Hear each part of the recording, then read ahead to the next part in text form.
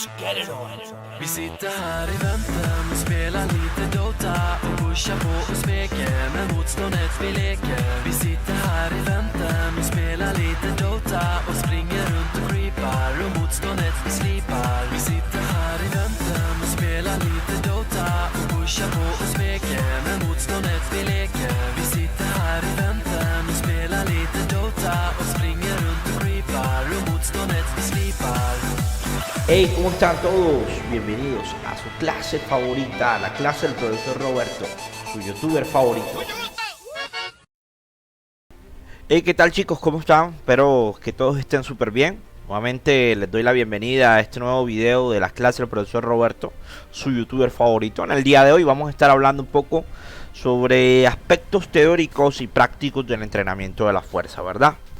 Al final y al cabo es una de las modalidades más complejas de prescripción del ejercicio debido a su gran variabilidad en cuanto a respuestas metabólicas y a modalidades propias de intervención, y que radica su direccionamiento normalmente en el objetivo que se tenga al momento de diseñar un programa de ejercicios resistidos para el fortalecimiento del músculo esquelético, ¿verdad? De manera general podemos hablar del entrenamiento de la fuerza como la modalidad de ejercicio físico que normalmente incide directamente en los aspectos relacionados con la función y dinámica del músculo esquelético, normalmente buscando adaptaciones relacionadas con el aumento de la fuerza, la resistencia muscular, la potencia y factores morfológicos como el aumento del tamaño del músculo esquelético asociado al aumento del tamaño de la fibra muscular por el aumento de miofibrillas, el aumento del área de sección transversa, ¿verdad? Entre otros factores. Pero eso, antes de tratarlo de manera detallada, pues me gustaría que podamos observar y analizar un poquito de lo que sería una descripción teórica de aspectos relevantes al momento de tomar decisiones al diseñar un programa de entrenamiento de la fuerza, ¿verdad? Es por eso de que vamos a ver esta presentación que se titula Bases neuromecánicas claves para el entrenamiento de la fuerza, ¿verdad? En la prescripción del ejercicio resistido, que básicamente hace referencia a lo mismo. Ejercicios resistidos básicamente son ejercicios contra resistencias externas, ¿verdad? Creo que hemos tenido la oportunidad a estas alturas de tener experiencia en este tipo de entrenamiento, vivirlos a carne propia, ¿verdad? Experimentarlos o diseñar programas que puedan direccionar de una u otra manera aspectos relacionados con la mecánica muscular en pacientes con algún tipo de limitación o en su defecto para el fitness, para el bienestar y la salud del cuerpo humano, ¿verdad?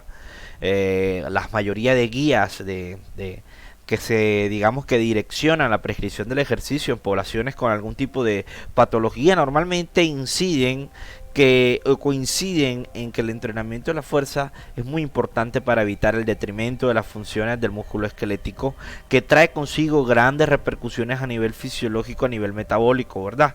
Ya que aumenta obviamente el deterioro del sistema musculoesquelético y vuelve mucho más vulnerable las estructuras del sistema musculoesquelético y articular relacionadas con el desuso y también relacionadas directamente con lo que es el envejecimiento biológico. El entrenamiento de la fuerza basado en los ejercicios resistidos, más allá de ser un entrenamiento para una modalidad para el mejoramiento estético, son la base de múltiples intervenciones de rehabilitación, tratamiento de enfermedades degenerativas y también para el mantenimiento, mejoramiento y optimización funcional de distintas poblaciones, ¿verdad? Como dije anteriormente, nosotros este tipo de entrenamiento, digamos que o ejercicio físico expande cada día.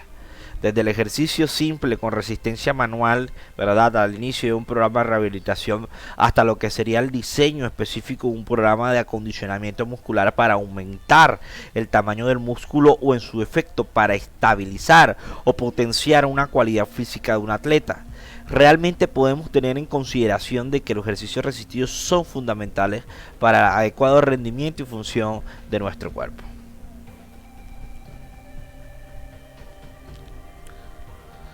Algunas de las variables que tienen gran repercusiones y que tienen mucha, pero mucha importancia desde el punto de vista metodológico al momento de diseñar un programa de ejercicios o prescribir el ejercicio para la salud basado en movimientos en contrarresistencias, se relacionan directamente con las características propias del ejercicio que vamos a diseñar, ¿verdad?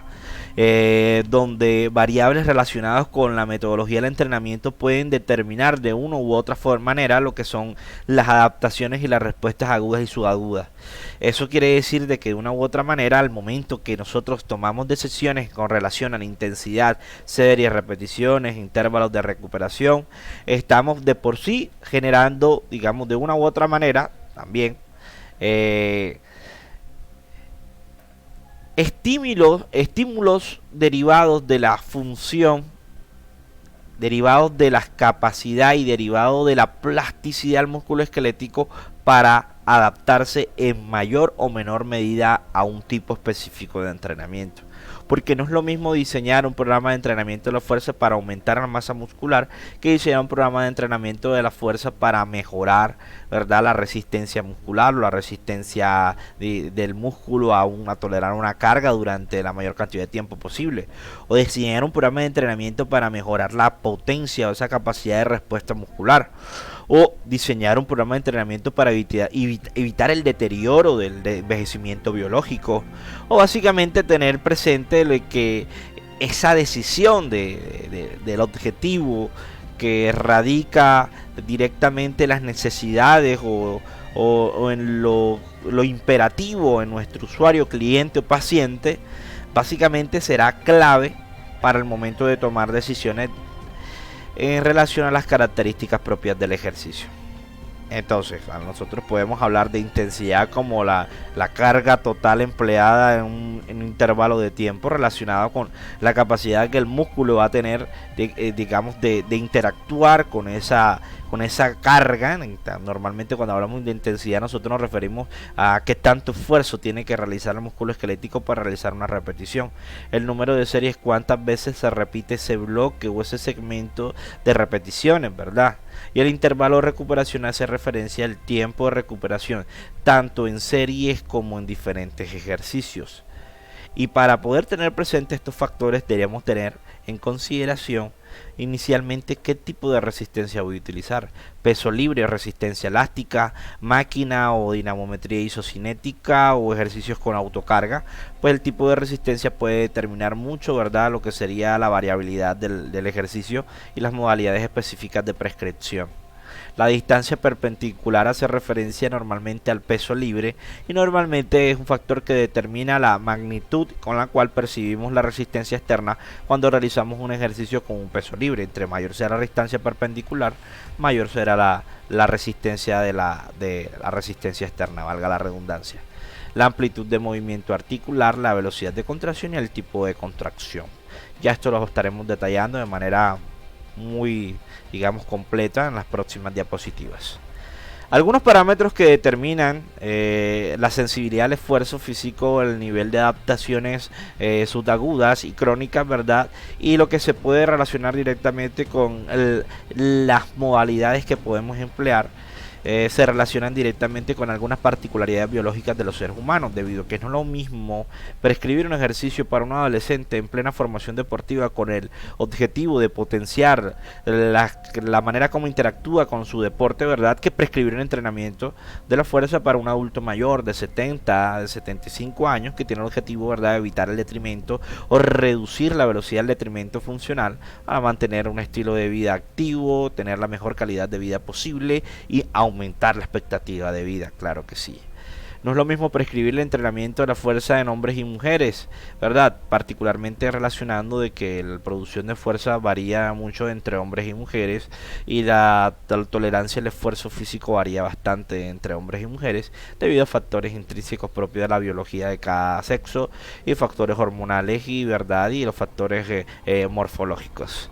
El nivel de entrenamiento es clave. No es lo mismo prescribir ejercicio a una persona con obesidad, ¿verdad?, que nunca en su vida ha hecho ejercicio físico, que prescribir a un individuo físicamente activo que tiene ya experiencia en el área y que quizá dure un tiempo sin entrenar o en un desentrenamiento ocasionado por algún factor, ¿verdad?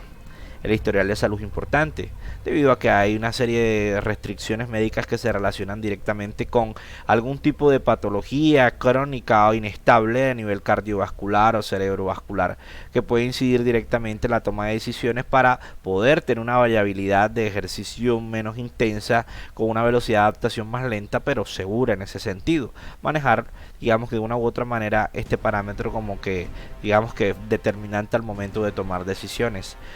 Si no haces entrevista al momento de prescribir sobre el historial de salud, corres el riesgo de tomar una decisión inadecuada, ¿verdad?, al momento de prescribir o diseñar un programa de entrenamiento, y puede tener consecuencias negativas a la salud. La masa muscular es un factor que también se puede asociar debido a que, digamos que hay una serie de individuos que tienen posibilidades para mantener la masa muscular durante mucho más tiempo debido a particularidades intrínsecas genéticas de su cuerpo, ¿verdad?, que les permite tener una sensibilidad mayor al entrenamiento de la fuerza y desarrollar más masa muscular, y que se pueden asociar también a hábitos anteriores que de una u otra manera incidieron directamente a que se haya desarrollado, especialmente en la adolescencia y en la juventud, ¿verdad?, suficiente masa muscular. No obstante, es un parámetro que bastante se discute hoy en día debido a que no son muchos factores los que determinan obviamente el desarrollo de la masa muscular, y que posteriormente estaremos hablando, ¿verdad? Obviamente entre esos factores está el porcentaje de fibras musculares tipo 2B, ¿verdad? Las tipo 2X, que básicamente son las más grandes, las que más fácil se hipertrofian y que normalmente tienen una sensibilidad mayor al entrenamiento de la fuerza. Otras características propias del entrenamiento físico a mediano y largo plazo, ¿verdad?, que difieren de la dirección del ejercicio, son el volumen total de entrenamiento, tanto en la estructura del micro, del meso o del macro ciclo, ¿verdad?, y la densidad de ejercicios dentro de la sesión de ejercicios y dentro de lo que sería la estructura básica del microciclo. Esto de una u otra manera determina mucho las particularidades internas de cada sesión, debido a que no es lo mismo trabajar con alto volumen en una persona sedentaria, lo cual normalmente no va a generar una adaptación más rápida, ¿verdad?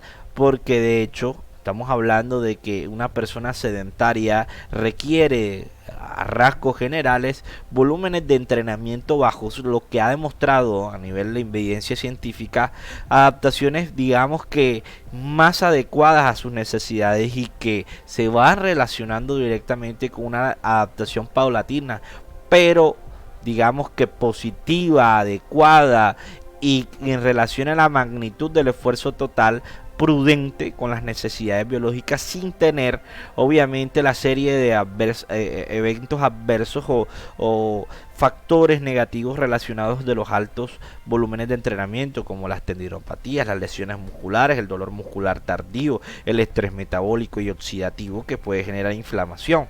Eso quiere decir de que el volumen de entrenamiento alto no es sinónimo necesariamente de adaptaciones rápidas, y eso que normalmente en condiciones de salud del fitness normalmente se toman muchas malas decisiones al momento de prescribir en las sesiones de entrenamiento de la fuerza y la estructuración de los programas, que normalmente se basan en altos volúmenes, y hoy la ciencia demuestra de que de una u otra manera también los bajos volúmenes son muy efectivos para desarrollar de una u otra manera los factores asociados a la función musculoesquelética al entrenamiento de la fuerza. Algunos aspectos neuromecánicos que voy a hacer referencia de una manera rápida, por el objetivo de que podamos tener ese recorderis que normalmente es muy importante al momento de tomar decisiones, y que quizá, digamos, por la falta últimamente de práctica en este ámbito hemos olvidado, ¿verdad?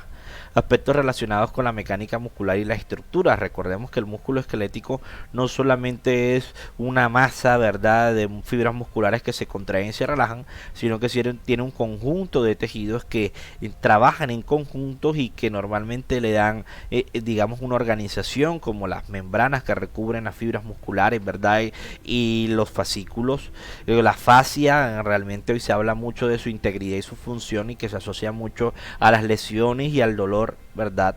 Y que normalmente tengan presente de que su nivel de adaptación es mucho más lento que el de la propia fibra muscular, debido a que no tiene esa rica vascularización de las fibras que normalmente permiten de una u otra manera la regulación de los factores asociados a la mecanotransducción y lo del estrés oxidativo y metabólico subsecuentes al entrenamiento de la fuerza.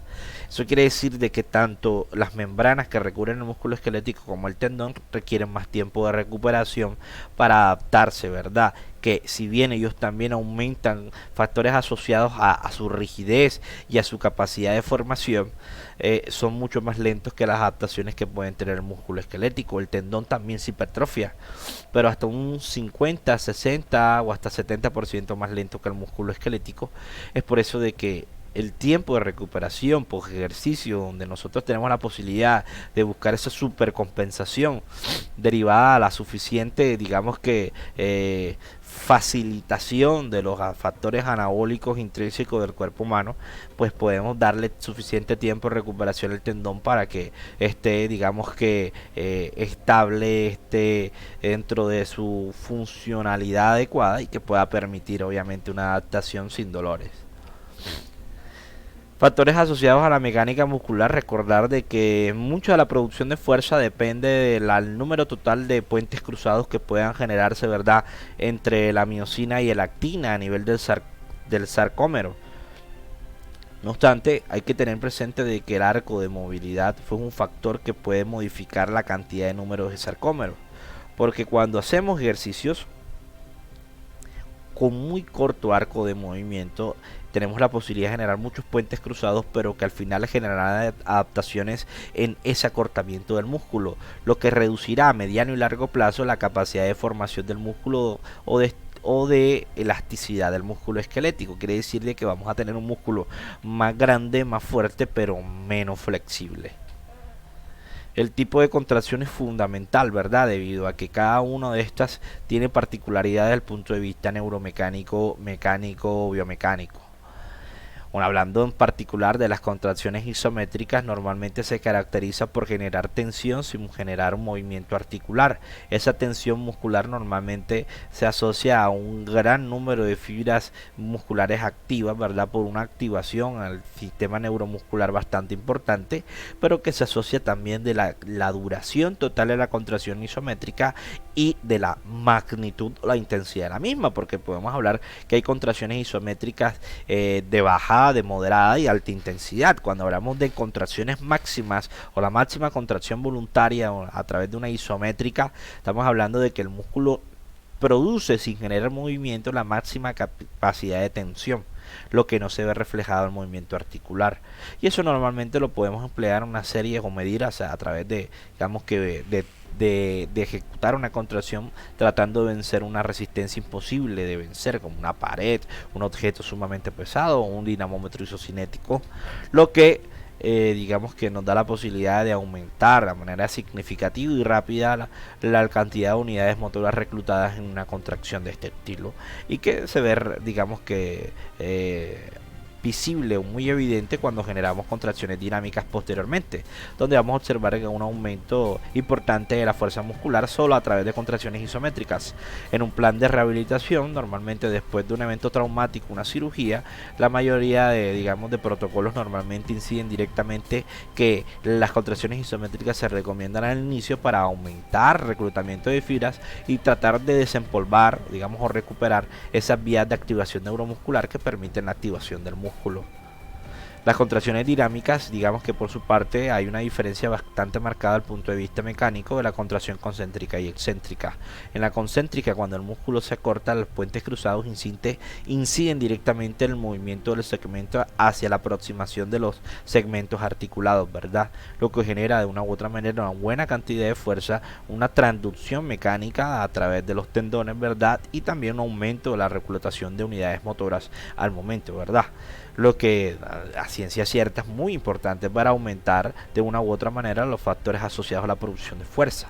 No obstante, en términos mecánicos, la contracción excéntrica normalmente tiene una activación menor de fibras musculares, relativamente menor, pero tienen factores que aumentan la capacidad máxima tensil asociado a los productores de fuerza pasiva, ¿verdad? Que son básicamente todos esos elementos elásticos que había mencionado anteriormente: el epi, endo y perimicio, el tendón, ¿verdad? Algunos componentes dentro del sarcómero como la titina, que son moléculas que al momento de generar tensión, ¿verdad?, hacia el alargamiento del músculo esquelético, van generando fuerza pasiva, con el sentido de como si fuera un elástico, ¿verdad? Un elástico que al momento que se va estirando va permitiendo de una u otra manera el mantenimiento de una fuerza constante, o una fuerza que aunque se está venciendo, se está dejando vencer de la resistencia externa, porque el movimiento va a favor de la resistencia externa. La magnitud total de la tensión que se puede calcular es mucho mayor de la que podemos generar en una contracción concéntrica. Eso medido a través de, obviamente, herramientas tecnológicas como los dinamómetros isocinéticos, que han básicamente estimado ese componente elástico como un factor fundamental en la producción de fuerza. Es lo mismo que estábamos hablando, ¿verdad? Todos estos factores están de una u otra manera asociando directamente a lo que es la producción de fuerza pasiva, que a sumatoria a la fuerza activa ayuda al músculo esquelético a mantener una fuerza tensil, o un estímulo tensil, una carga tensil importante. Las adaptaciones neurales son claves al momento de aumentar fuerza, porque desde el primer momento que el músculo esquelético se somete a un esfuerzo al cual no está acostumbrado, la fuerza aumenta. Eso quiere decir que la próxima vez que tú hagas ese nuevo estímulo, así sea que lo hayas hecho una sola vez, es muy probable de que el músculo tenga una mejor capacidad de respuesta. ¿Por qué? Porque ya lo dije anteriormente, ¿verdad? Las adaptaciones neuromusculares son normalmente inmediatas, son agudas. De un momento a otro tú puedes aumentar el número de unidades motoras reclutadas por la demanda a nivel mecánico que requirió el músculo esquelético, lo que genera una respuesta a nivel neuromecánico, incidiendo directamente en las vías y el número de motoneuronas activadas.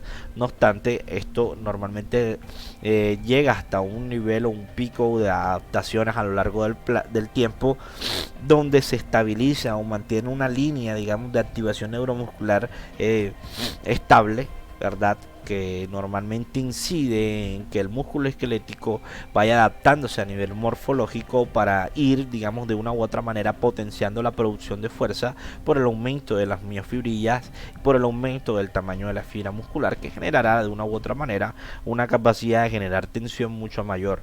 Tanto las adaptaciones neurales como morfológicas son las responsables de las adaptaciones a nivel de la fuerza, y lo que obviamente cada una requiere o tiene aspectos, digamos, propios que pueden desarrollarse en mayor o menor medida.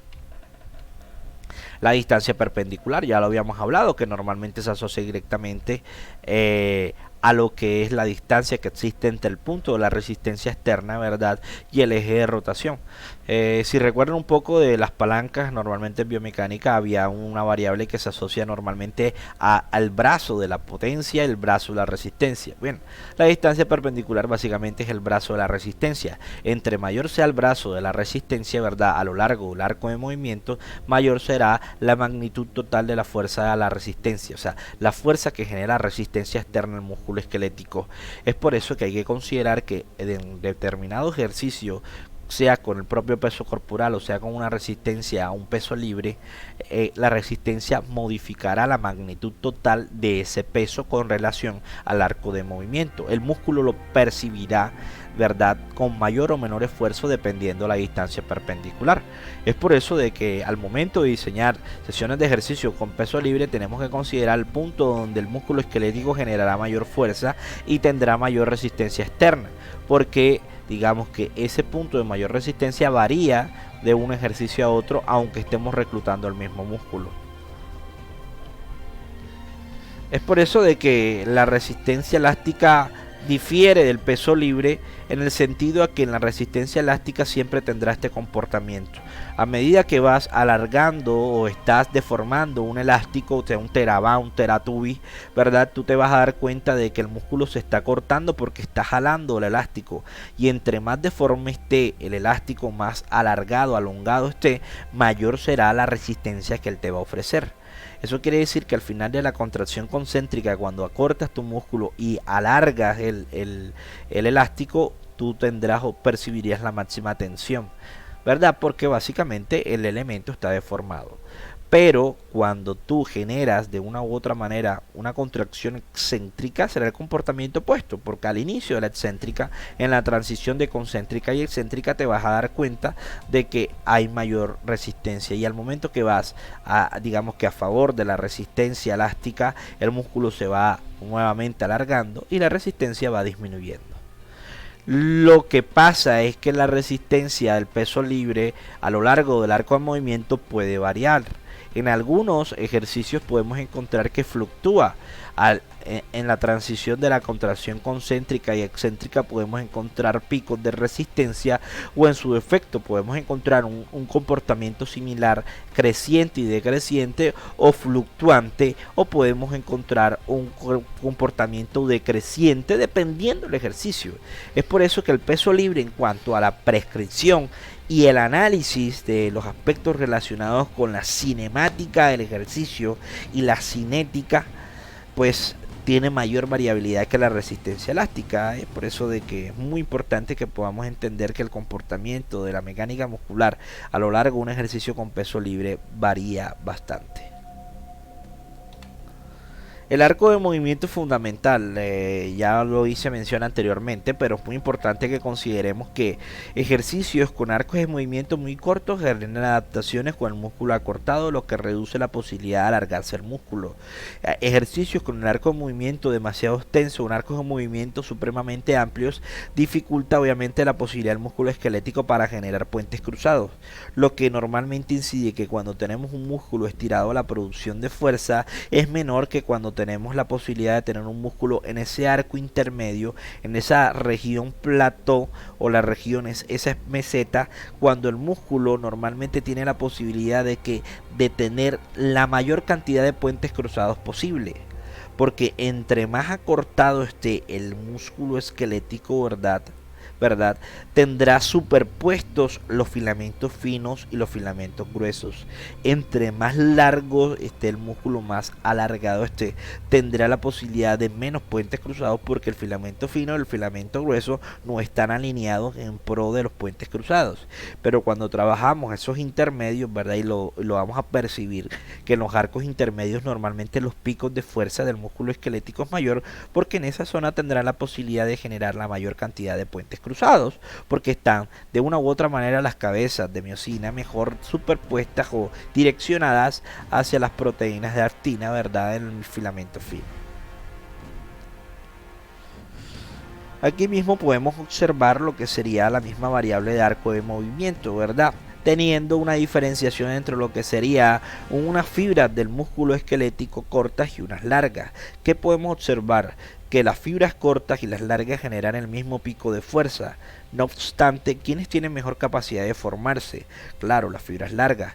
Eso significa que unas fibras musculares largas, ¿verdad?, que tengan adaptaciones relacionadas con el número de sarcómeros uno detrás de otro, o sea, miofibrillas largas, permite de una u otra manera que el músculo tenga una capacidad de formarse mayor, lo que en términos prácticos significa de que el músculo que tiene adaptaciones, digamos, asociadas a la flexibilidad, tendrá una capacidad de responder a estímulos externos, generar tensión durante la mayor parte o casi todo el arco de movimiento articular, reduciendo el riesgo de tener una lesión por algún tipo de distensión o tensión excesiva que genere daño en las fibras.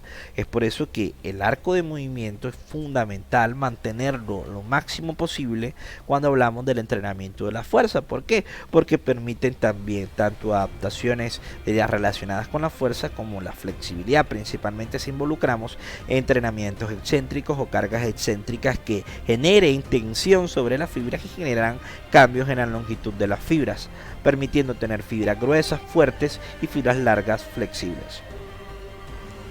a esto iba. Una fibra corta, ¿verdad? Genera mucha fuerza. Una fibra corta pero ancha genera mucha fuerza, pero tiene una capacidad de formación bastante pequeña. Una fibra larga pero angosta no genera tanta fuerza, pero tiene una capacidad de formación bastante grande. Ahora, si asociamos adaptaciones de la una de la otra, una derivada del entrenamiento de la fuerza con resistencias externas, ¿verdad? Normalmente las concéntricas generan este tipo de adaptaciones concéntricas con arcos de movimientos cortos. Aumenta rápido lo que es el área de sección transversa del músculo esquelético y aumenta rápido el volumen y la masa del músculo, pero pierde flexibilidad. Tiene riesgo de una u otra manera de que el músculo se pueda distensionar fácilmente por esa pérdida, esa capacidad de formación. Si asociamos esas adaptaciones también a estímulos que generen cambios en cuanto a la longitud de la fibra, vamos a tener la combinación de las dos. Vamos a tener una fibra corta, pero una fibra larga pero gruesa, que genera normalmente muchas cantidad de, digamos, de tensión, ¿verdad? Y si la asociamos a entrenamiento de la flexibilidad, alargamos esa fibra y vamos a tener normalmente una fibra que se va a deformar durante mucho. O sea, la combinación de las dos adaptaciones, ¿verdad? La anchura, que se asocia con la fuerza, y la longitud, que se asocia normalmente con la capacidad de formación. La velocidad de contracción es fundamental, ¿verdad? Debido a que hay una curva que en términos biomecánicos justifica la implementación de contracciones lentas o rápidas dependiendo del objetivo.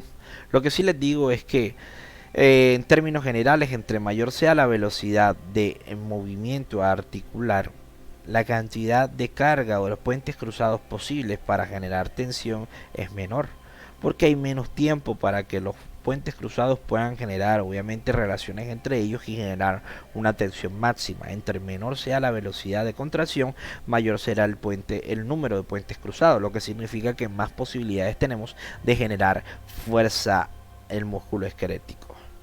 Entonces, pues, ¿cuál es la recomendación práctica en este sentido? Es que cuando hacemos contracciones a gran velocidad, normalmente estamos desarrollando no la fuerza máxima, sino estamos empleando, digamos, entrenamiento direccionado al desarrollo de la potencia o la fuerza explosiva del músculo, lo que normalmente es clave principalmente en deportes.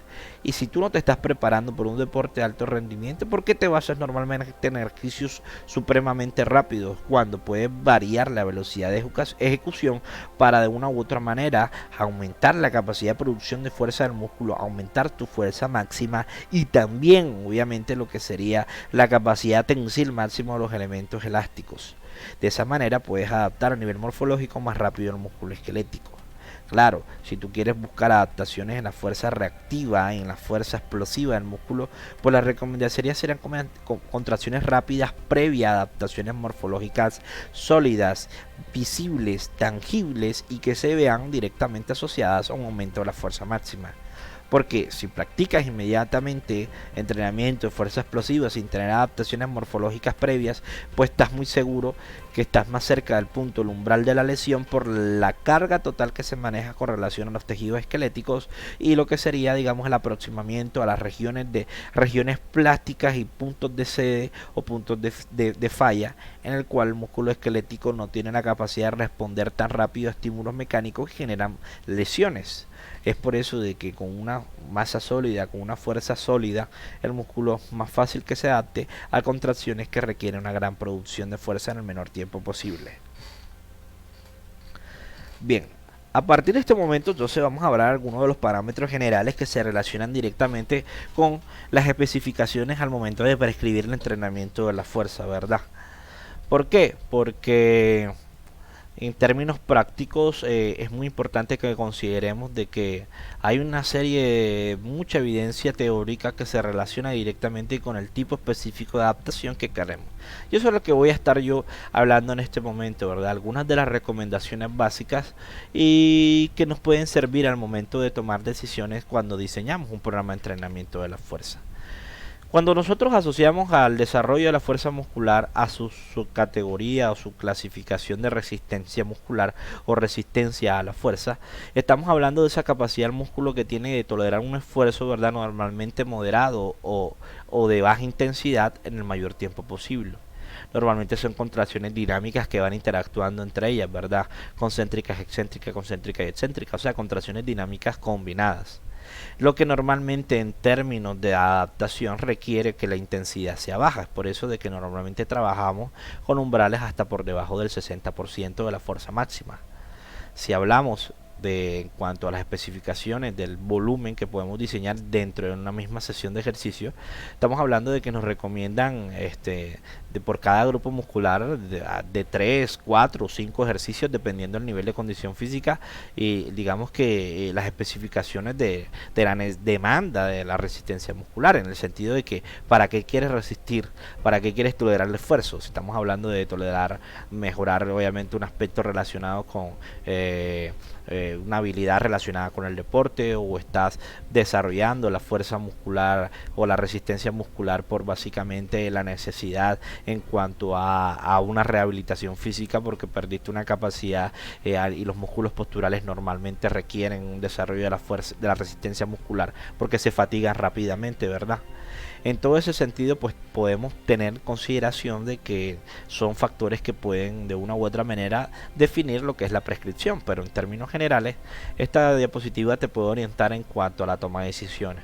1, 3 o 5, 1 principiantes, 2 personas con adaptaciones básicas, 5 personas con adaptaciones significativas.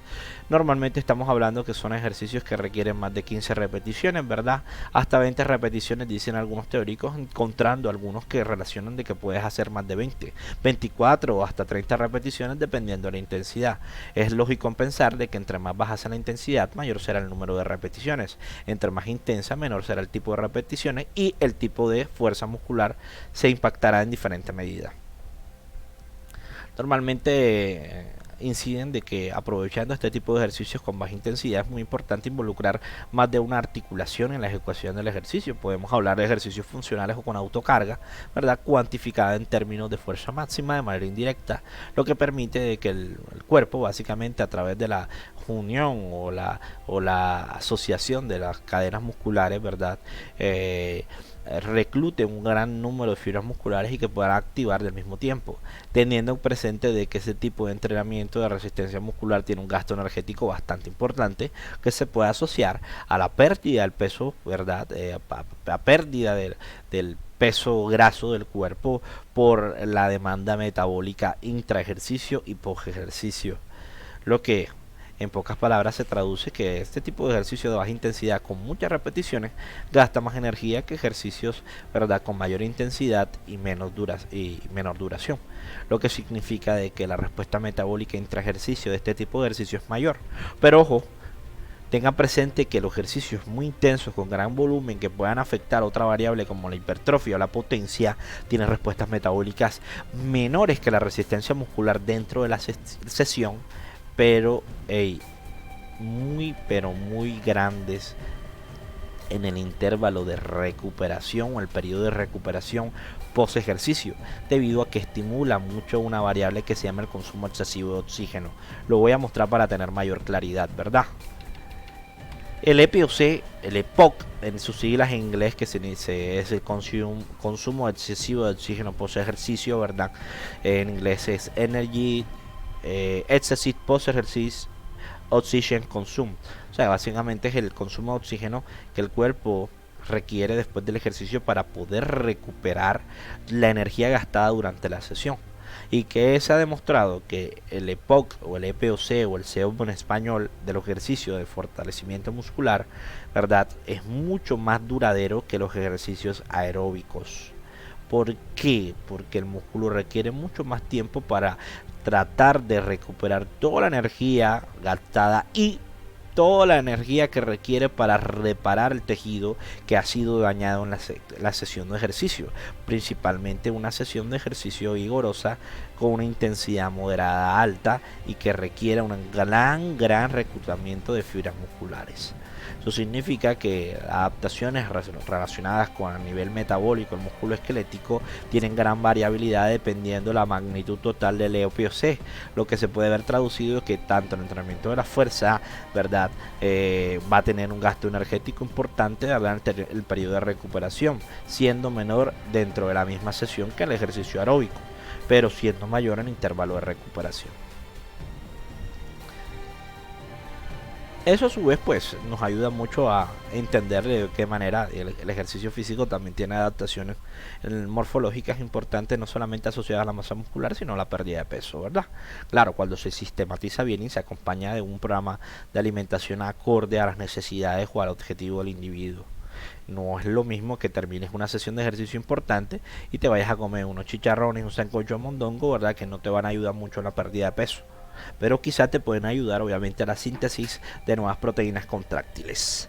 ¿Cómo lo recomiendan? Pues inicialmente de 2 a 3 días de entrenamiento por semana, y normalmente pues esto puede variar aumentando, ¿verdad? El volumen semanal de sesiones, el número total de sesiones, dependiendo obviamente, claro, el nivel de entrenamiento, la sensibilidad a las adaptaciones de la fuerza y también obviamente lo que sería la diversificación del entrenamiento, ¿verdad? Porque no todo el tiempo vas a trabajar los mismos grupos musculares. De pronto planteas un programa de entrenamiento donde utilizas un gran número de grupos musculares a un día, en el otro utilizas grupos más pequeños o trabajas un grande con un pequeño, y así estás garantizando de una u otra manera que puedas obtener una variabilidad metabólica bastante importante que se vea traducida a una respuesta subaguda, rápida, que se refleje en el aumento de la resistencia muscular y que se pueda denotar básicamente en lo que es la tolerancia al esfuerzo del individuo.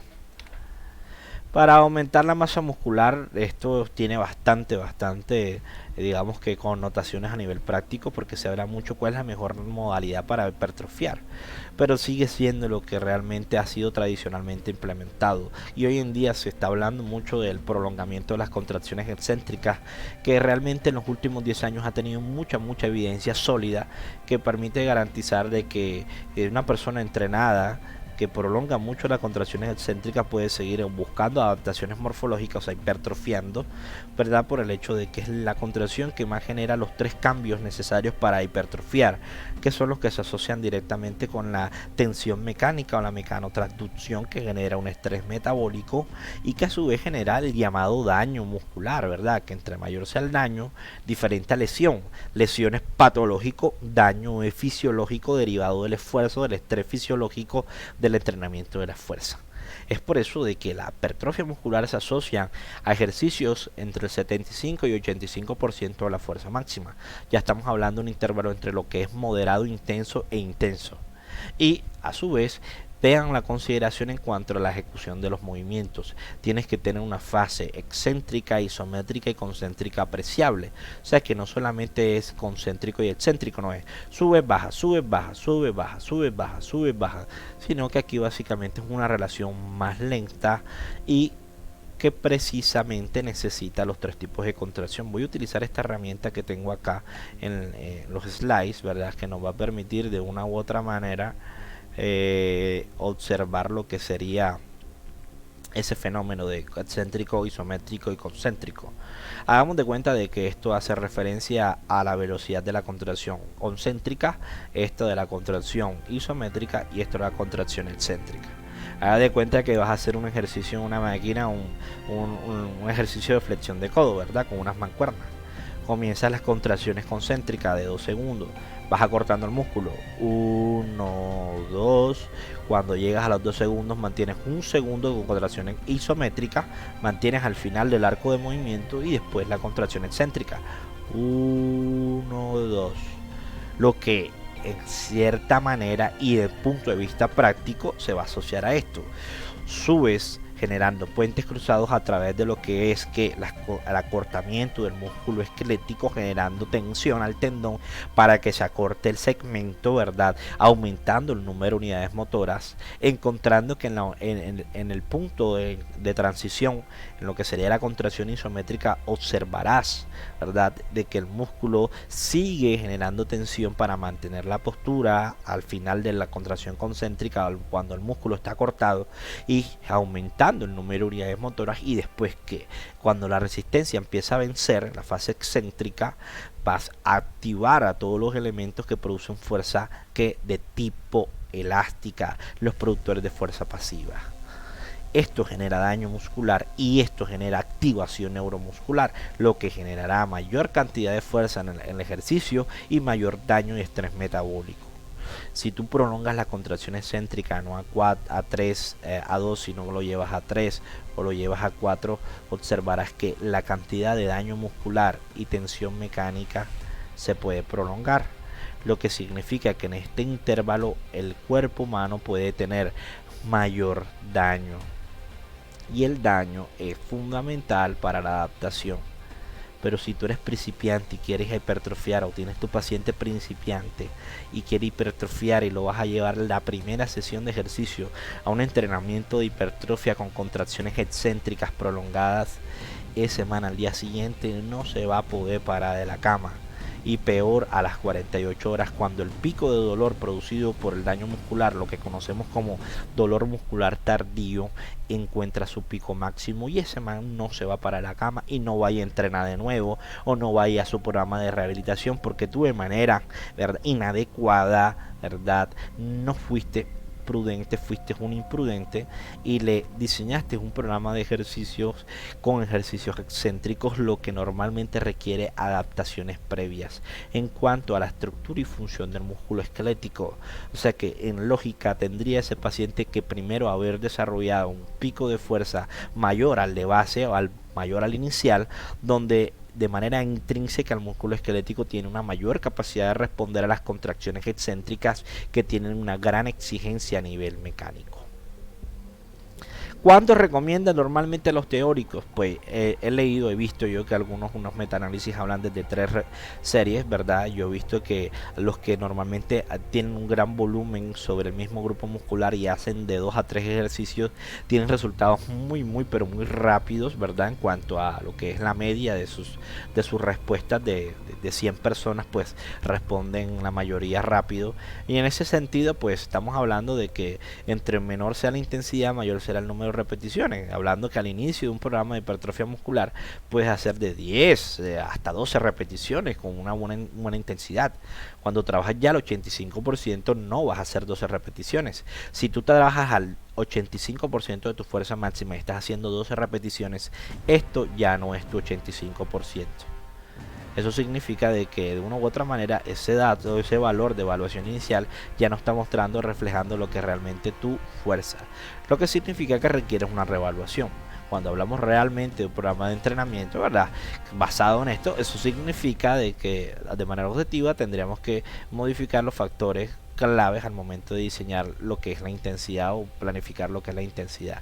Es por eso que pues recomiendo inicialmente que utilicemos el 75%, ¿verdad?, realizando hasta 10-12 repeticiones. Si son tolerables de manera adecuada, es muy probable que en la segunda serie la persona no pueda llegar a las 12 repeticiones, en la tercera serie ya no puede llegar ni a las 10, y así sucesivamente, hablando de inicialmente unas 4 series, 3 a 4 series, y máximo una progresión hasta 6 series.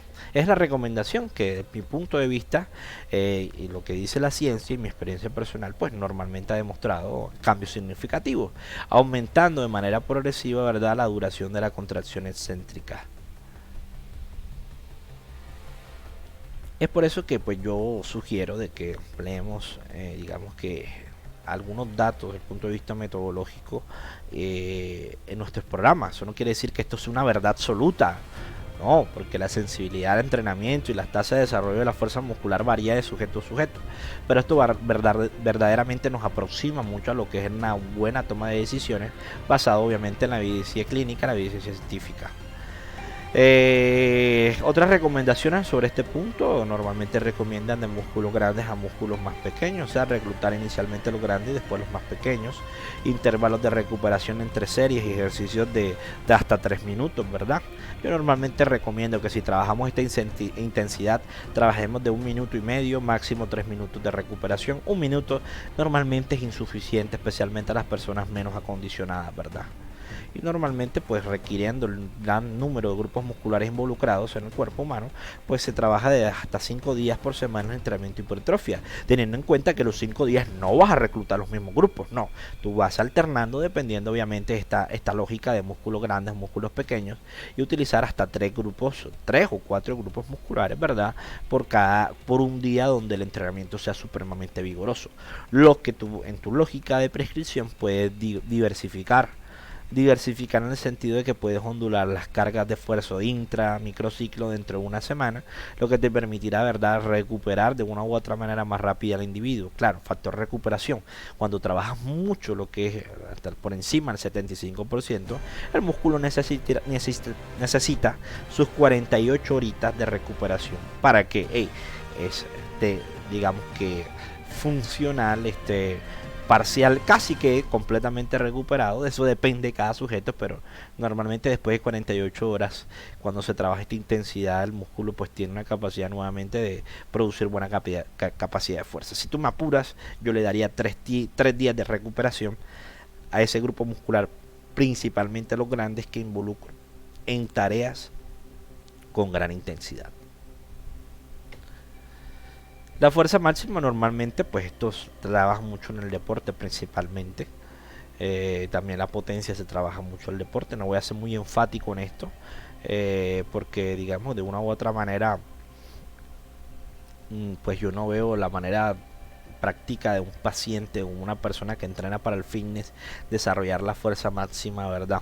Todo lo veo más mucho para el powerlifting, para lo que es el entrenamiento deportivo. Les dejaré este material para que puedan hacer lectura de esto y detalladamente pues tengan la posibilidad de averiguar mucho más sobre esto, porque digamos que en términos de aprovechamiento del tiempo pues considero de que estos temas, si tu interés personal es esto, pues puedes investigar más sobre el tema y te puede dar obviamente unos lineamientos mucho más sólidos a lo que es el momento de prescribir el entrenamiento para el desarrollo de la fuerza máxima, que aunque si bien lo hemos investigado mucho nuestro grupo de investigación, pues digamos que hemos tenido la posibilidad de interactuar mucho con estas variables de fuerza máxima, pero al momento de prescribir o diseñar un programa de entrenamiento, más que a entrenar de por sí la fuerza máxima y la fuerza potencia normalmente que se asocia mucho, bueno, esto me gusta tratarlo porque uno cree que la potencia solamente es para el deporte, ¿verdad? Y condiciones normales nosotros necesitamos mucha potencia para realizar nuestras tareas, como hasta simplemente ponernos de pie o subir unas escaleras. Y un adulto mayor, ¿qué tan importante es la potencia para un adulto mayor? Bien, esto pues de manera general tendremos presente de que la característica principal de ejercitar el desarrollo de la potencia, el músculo esquelético o esa capacidad del músculo que tiene que generar la mayor cantidad de fuerza en el menor tiempo posible, es con intensidades vigorosas, que normalmente empleamos resistencias externas vigorosas o el propio peso corporal. Ya, además, normalmente la ejecución de las actividades son explosivas, lo que requiere la máxima cantidad de tiempo posible, la menor cantidad de tiempo posible, o sea, lo más explosivo que sea la tarea. Normalmente la clave es que el ejercicio concéntrico dure menos de un segundo, ¿verdad? Y el retroceso o la transición excéntrica sea proporcional al número de repeticiones. Si un ejercicio es repetitivo, el excéntrico pues tiene que ser rápido también para favorecer obviamente lo que sería la dinámica de la ejecución del ejercicio. No obstante, en términos de metodología del entrenamiento de la potencia, pues no soy un experto, pero sí les podría decir de que si buscamos un poquito de información, vamos a encontrar de que dentro de la misma potencia podemos encontrar potencia de fuerza concéntrica, potencia de fuerza excéntrica, ¿verdad? Que son parámetros que se asocian principalmente al deporte y que tienen mucho que ver con el acondicionamiento muscular preventivo para evitar lesiones y para mejorar el rendimiento, obviamente. Los teóricos hablan de 4 o 5 series por cada ejercicio, ¿verdad? De 3 a 4 ejercicios, de 1 o 3 ejercicios cuando se trabaja en esa intensidad. Pueden variar desde 8 a 10 ejercicios si trabajamos potencia con el propio peso corporal o con resistencia supremamente de baja intensidad, ¿verdad?